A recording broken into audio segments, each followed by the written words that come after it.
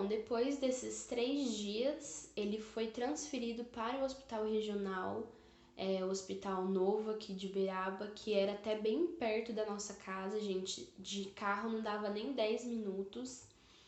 E a visita eram 2 vezes ao dia, também uma vez na manhã e uma vez na noite.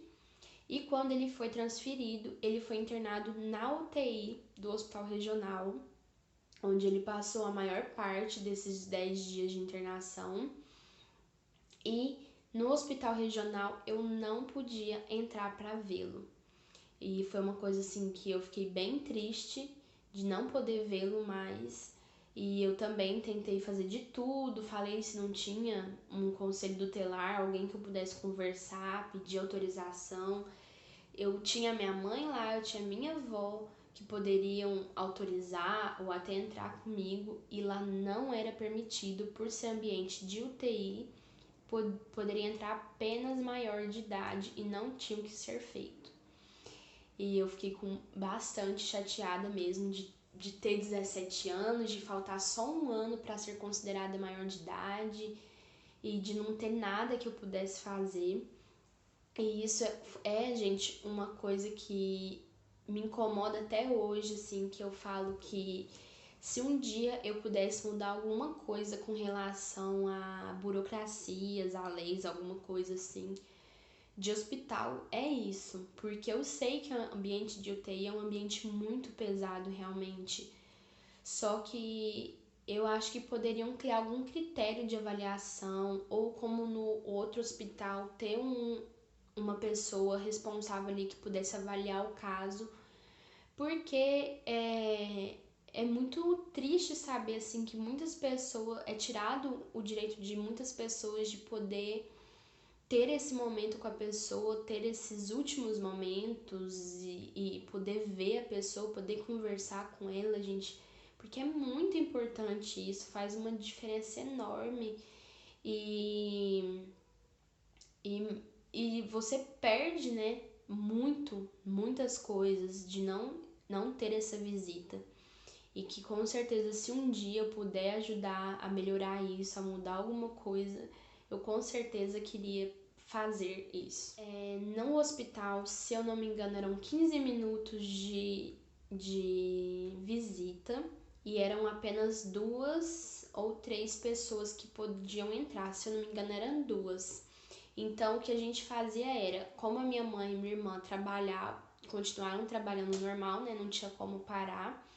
De manhã ia eu com a minha avó para poder fazer a visita, e à noite ia a minha mãe e a minha irmã.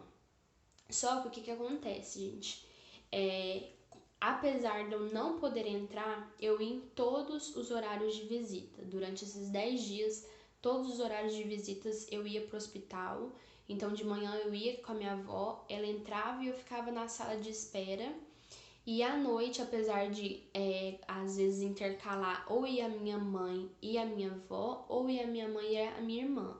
Mas sempre iam nós 4 à noite juntas para ficar na sala de espera, mesmo que não iam entrar todas nós. Quando ele ainda estava no outro hospital, teve alguns amigos que quiseram fazer uma visita para ele, mas ele não estava muito afim de receber visitas, e também, como era um curto espaço de tempo e eram poucas pessoas, é claro que as pessoas davam prioridade para a família, né? A única pessoa que meu pai recebeu no outro hospital foi o pastor da nossa igreja, né? Que foi lá falar com ele, orar um pouco com ele. E no hospital regional, né? Que é esse hospital que ele passou o maior tempo de internação, durante a UTI, se eu não me engano, também não teve nenhum amigo que entrou lá. Eu não tenho nem certeza se o pastor chegou aí no hospital regional, acredito que também não. Nesses primeiros dias, tá, gente? Nos últimos dias eu vou contar um pouco o que aconteceu, que aí sim algumas pessoas visitaram ele. Então, nesses primeiros dias era assim, todas nós íamos pro horário de visita e eu sempre ficava na sala de espera. E uma coisa bem linda, assim, que eu achava é que minha avó falava que toda vez que ela entrava, ele perguntava: a Dani tá lá fora? E ela falava que sim, que eu fazia questão de estar lá na sala de espera, mesmo que eu não pudesse entrar para vê-lo. Então isso acalma meu coração, assim, de saber que mesmo ele não me vendo na maior parte dos dias que ele estava ali, ele sabia que eu estava lá por ele e que eu estava me preocupando com ele. Então, assim que meu pai foi transferido para o hospital regional e foi internado na UTI, eles fizeram uma bateria de exames nele para, né, literalmente investigar e examinar tudo. E tinha um horário, eu não tenho certeza se era de manhã ou à tarde, mas que o médico passava, né, em cada leito, analisava o caso e dava um parecer, vamos dizer assim. No próprio dia ou no dia seguinte, se eu não me engano, foi constatado que meu pai teve um AVC, então acidente vascular cerebral, né? E, gente, não tinha como saber quando ele teve esse AVC, onde foi, porque ele não chegou a desmaiar ou ter uma crise, não sei. E então ele teve esse AVC, né, no cérebro, e ele desenvolveu um problema que chama disfagia, que é paralisar a garganta. Por isso que ele teve aquele engasgo tão forte em casa e por isso que ele ficou 3 dias no outro hospital sem ingerir nenhum tipo de alimento e nem água, gente. Então,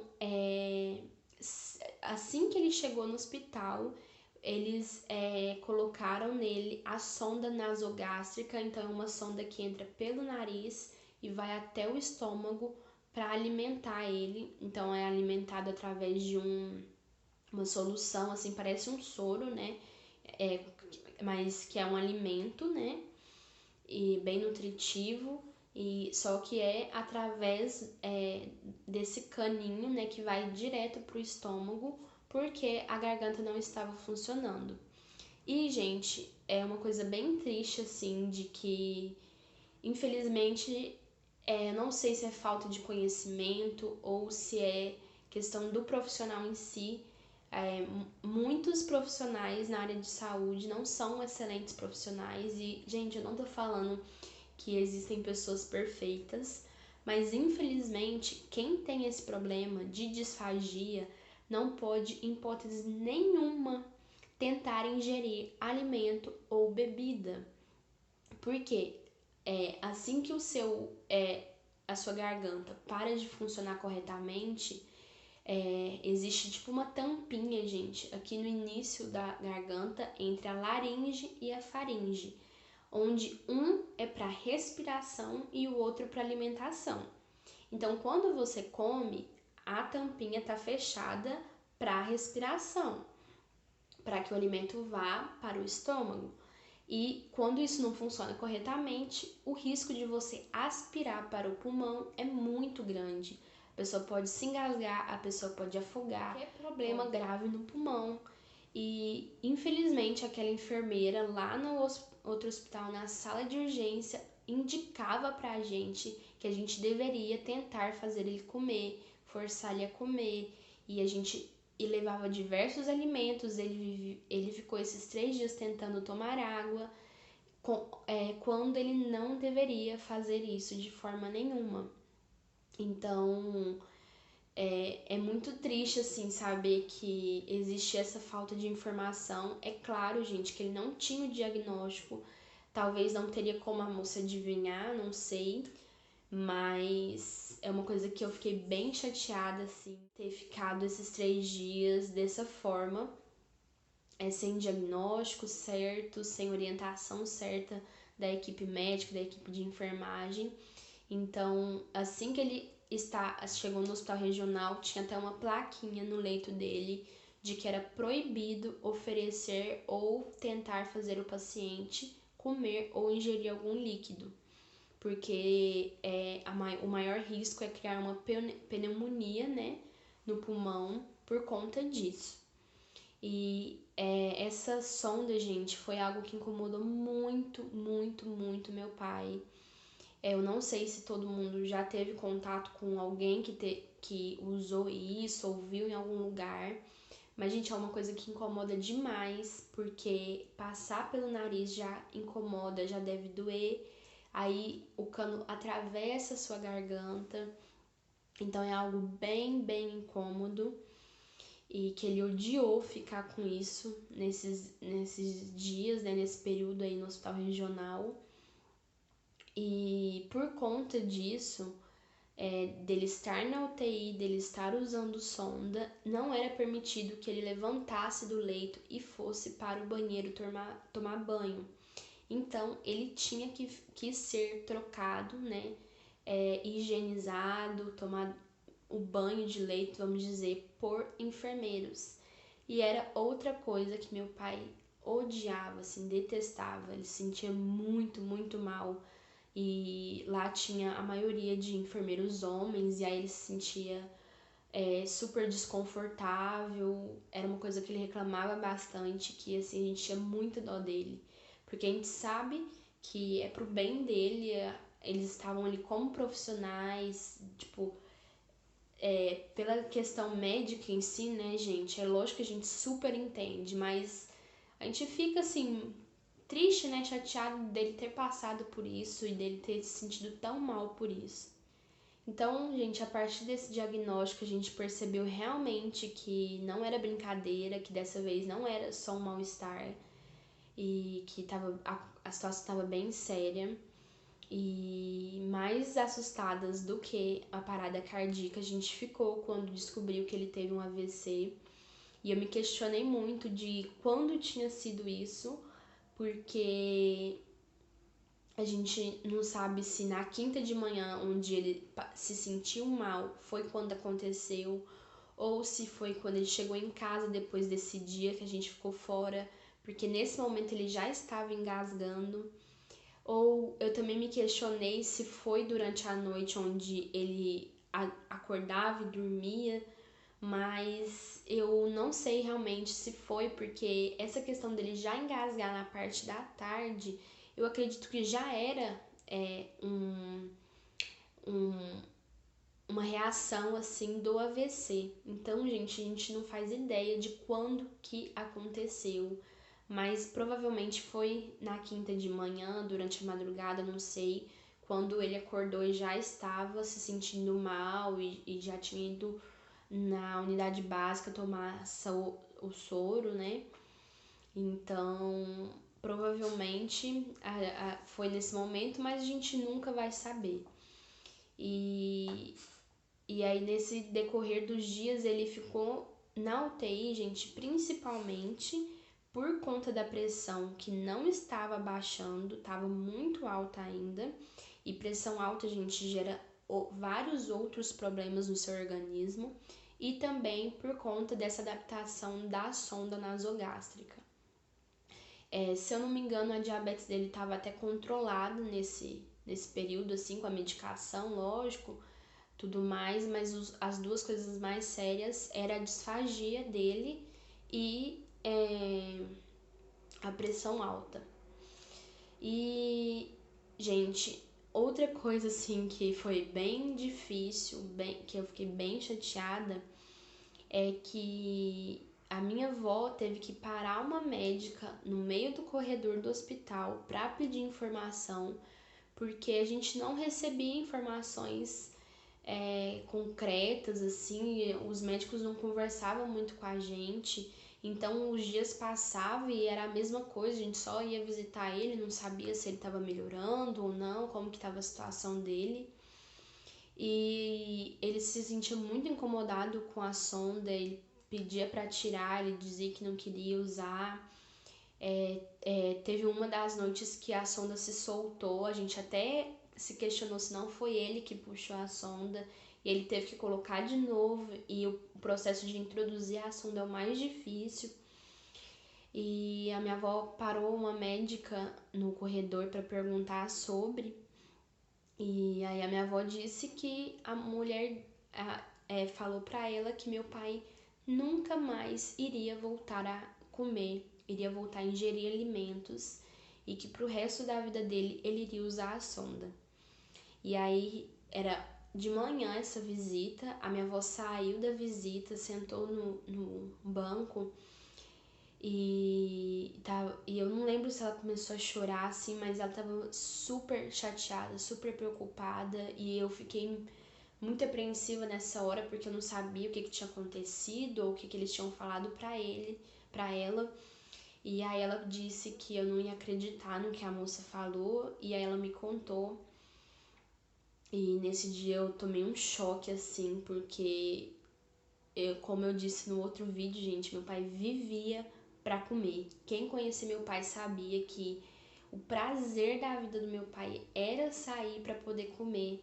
E eu não imaginava uma vida pro meu pai onde ele vivesse com aquela sonda sem poder comer nunca mais. Então, tipo assim, nesse dia eu entrei assim entrei em parafuso, vamos dizer. Eu não sabia o que pensar assim de como seria a vida dele. Só que durante todo o período de internação, gente, depois daquele primeiro dia do susto, eu não pensei mais em perder ele. Como eu disse, a cada dia que a gente ia, a cada visita, ele aparentava estar melhor. E apesar da gente saber que a situação era séria, apesar dele estar na UTI, pra gente parecia que estava tudo muito controlado. Então, que estava tudo bem, que tudo isso ia passar, ia melhorar. E a decisão que eu decidi tomar, assim, gente, durante os dias de internação dele, era assim, realmente não me fazer de forte porque eu não estava fingindo, mas eu tive a reação, assim, de ser forte mesmo, assim, de tentar me blindar quanto aos sentimentos ruins. Então, o primeiro dia foi um baque, foi um susto. Eu realmente chorei, eu realmente me desesperei, pensei que ia perder ele e tudo mais. Mas no decorrer dos outros dias, eu estava bem calma, bem concentrada, assim, bem séria. E eu me preocupava demais com as visitas dele, então eu cheguei a ser chata até porque eu cobrava de todo mundo, né, da minha mãe, da minha avó, da minha irmã, de que elas não chorassem perto dele, de que elas não cobrassem ele de qualquer forma, assim, de que ele devia ter cuidado, ou de que a gente avisou alguma coisa assim, sabe? Eu queria que as visitas dele fossem uma coisa boa para distrair ele, para conversar, até para fazer gracinhas, alguma coisa assim. Então eu me preocupava demais de que elas não deixassem ele mais triste do que a situação já era. E quando a minha avó me disse que ele ia, né, ter que se alimentar por sonda, eu não aceitei, assim, gente, na minha cabeça eu tinha certeza de que ele ia voltar para casa e que eu ia fazer ele voltar a comer. Então, eu cheguei em casa, eu procurei na internet, porque o médico não nos deu um laudo, o médico nunca disse, nunca nos reuniu para falar, olha, ele não vai voltar a comer e tal, tal, vai ser assim, vai ser assado. A minha avó teve que parar uma médica no meio do corredor, eu não sei se ela era a especialista desse caso da sonda, né, tudo mais, mas ela passou essa informação para minha avó. E eu cheguei em casa e procurei o que a reação de um AVC que paralisa a garganta. E aí eu encontrei esse diagnóstico de disfagia, mas que mais tarde foi confirmada, tá, gente? Eu não tô falando uma coisa que eu não sei. Mas eu procurei vários vídeos de como introduzir sonda nasogástrica, de quanto era, do que ele ia precisar. Então, gente, a minha reação foi de me preparar para essa situação. Então, eu já tinha certeza na minha cabeça que eu ia trocar a sonda dele, de que eu ia correr atrás da alimentação, de que eu ia fazer ele voltar a comer. Então, eu criei uma playlist no YouTube só sobre isso. E eu tenho uma amiga muito querida, que eu considero como tia, que ela é fisioterapeuta. E esses exercícios para voltar a comer é feito pelo fisioterapeuta e fonoaudiólogo, né? E eu conversei com ela. Foi até meu pai também chegou a comentar de que ele queria que ela fizesse algumas terapias com ele. E então, gente, na minha cabeça, eu não aceitei esse diagnóstico. Na minha cabeça, ele iria voltar para casa e a gente com certeza ia dar um jeito dele voltar a comer. E claro, também tem a parte da nossa fé, né? Então eu tinha muita fé de que se ele voltasse para casa, Deus ia operar um milagre para que ele não precisasse viver com aquela sonda. Mas é claro, gente, que eu não descarto a minha preocupação e a minha tristeza de ter recebido essa notícia. Então foi bem difícil mesmo. Então, pessoal, depois desses 3 dias naquele primeiro hospital, ele ficou mais 5 dias na UTI. E foram dias assim, gente, esses 10 dias pareciam um mês, assim, foram dias bem longos. E nesses dias a gente teve noção, assim, de quanto é difícil para as famílias terem essa rotina de hospital, gente. É muito cansativo você se preocupar o tempo inteiro com quem está no hospital e se programar para os horários de visita, e 2 vezes ao dia a gente ir para o hospital. Parece pouco falando, mas é bem cansativo mesmo. E meu pai estava bem impaciente, então todas as vezes que a minha mãe ia fazer a visita, ele pedia para ir embora, ele pedia para sair, pedia para que ela tirasse ele de lá. Ele falava que não aguentava mais, então ele foi ficando bem irritado, assim, bem nervoso. Teve um amigo dele, né, uns amigos nossos, que chegou a ir pro hospital para fazer a visita e ele não quis, ele não permitiu que eles entrassem no quarto. E a gente entende, né, gente? Claro, você tá ali no momento fragilizado, doente, querendo ir embora daquele ambiente, usando sonda. Então, assim, imagine a situação na cabeça dele, como não tava, né?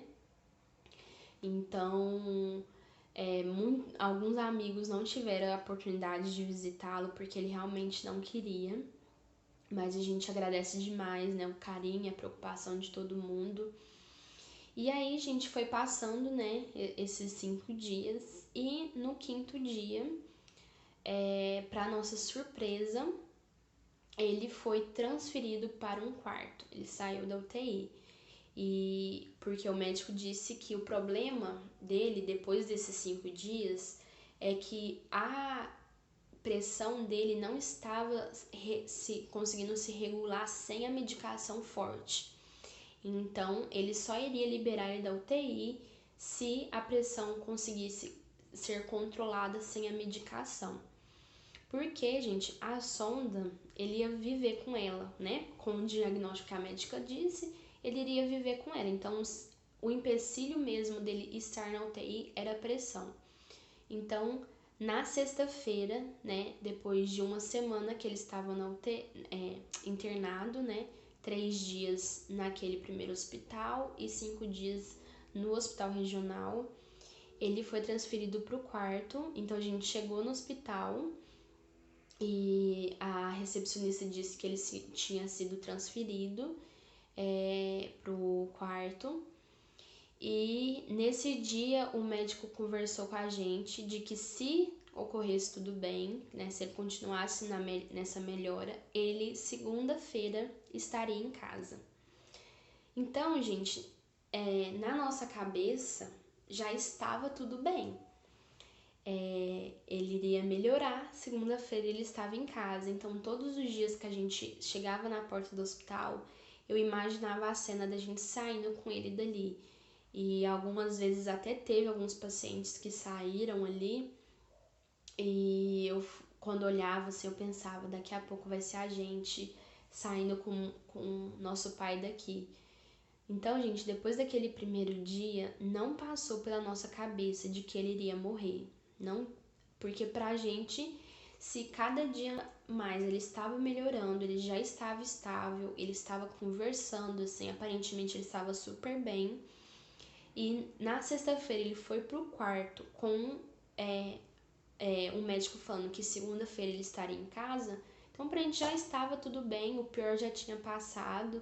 Era só questão da sonda mesmo, que seria o pior, assim. Então nessa visita da tarde, Se eu não me engano, ele pôde receber 4 visitas. Então, a minha avó teve, se eu não me engano, 2 amigos do serviço dele que fez a visita.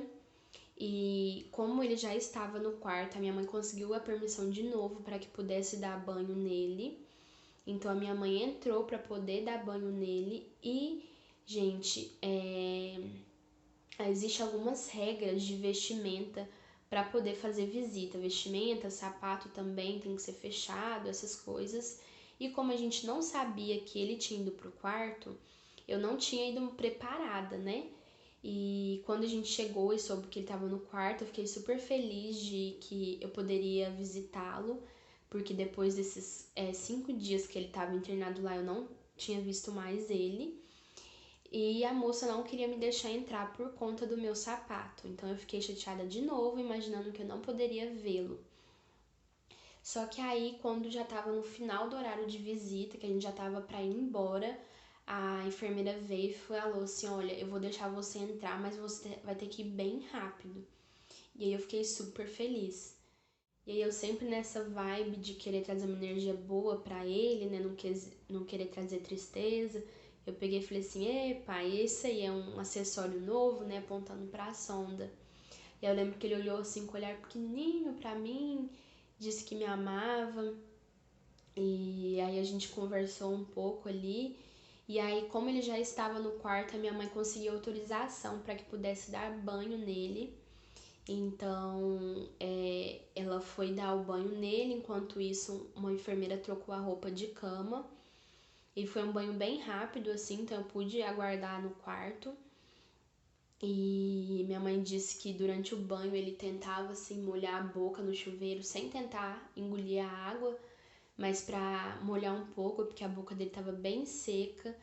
E eles continuam com a mesma sensação, né, gente? Mesmo com a sonda, com fome, com sede. Então, por não estar ingerindo nenhum líquido, né, não poder beber a água, a boca dele ficava bem seca. E ele sentia muita vontade de beber água. Então, ele tentava molhar a boca assim no chuveiro. E eu não sei se é por conta da sonda ou por conta do problema de disfagia dele, ele estava expelindo muita secreção, então ele estava com bastante tosse com secreção. E durante esses dias que ele ficou internado, ele ficou muito deitado e também perdeu muito peso, porque ele ficou 3 dias sem comer nada. E nos outros dias, mesmo com a sonda, né, gente, comparado à alimentação que ele tinha antes, ele perdeu muito peso. E então ele ficou bem debilitado, assim. Então eu lembro que quando ele saiu do banho, eu tive que ajudar ele a trazer ele pra cama, assim. E aí ele sentou na cama e eu penteei o cabelo dele. E esse foi nosso último momento juntos, né? Enquanto ele ainda estava vivo. E eu não fazia ideia de que aquele seria meu último momento com meu pai vivo. E eu peguei, penteei o cabelo dele, e aí ele deitou na cama e ele não tava falando, né? Como eu disse, a sonda já tava incomodando muito, então ele deitou assim, meio de ladinho, e aí ele queria que abaixasse, né, a cama, e aí ele apontava, tipo uma manivela que tem no final da cama assim. Ele apontava pra manivela e fazia o movimento de abaixar a cama. Eu custei entender, eu falava, o que você quer que faz? E aí ele apontava, e aí a gente foi entender o que ele queria, abaixou a cama. E aí ele fechou os olhos, assim, porque ele tava bem cansado, ele que tava querendo dormir. E aí eu lembro que eu fui e dei um beijo nele, ele já tava de olho fechado. E me despedi dele e saí do quarto. E aquele foi nosso último momento ali.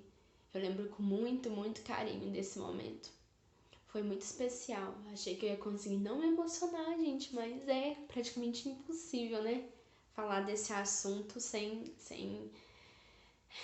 se emocionar, porque traz à tona, assim, todos os sentimentos e as sensações de estar vivendo esses dias. Então, gente, depois que ele foi pro quarto, aconteceu duas coisas bem chatas, assim, de que ele foi para um quarto onde as outras pessoas que estavam internadas nos outros dois leitos, tinham alimentação comum. Então chegava a hora da refeição, subia aquele cheirão de comida dentro do quarto e o meu pai não podia comer. Então ele falou que era muito difícil para ele ficar ali no quarto sentindo o cheiro de comida.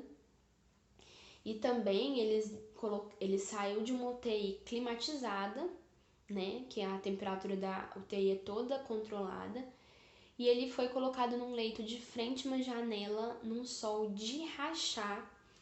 Então ele ficou muito incomodado com aquele calor, com aquela luz do sol batendo nele. E quando eu cheguei lá, a gente pediu para que pudessem fechar a janela. Apesar de ficar escuro, ele estava suando assim de ficar debaixo do sol, deitado na maca. Então, assim, foi bem ruim esse dia dele no quarto. E a gente fez as visitas, fomos embora.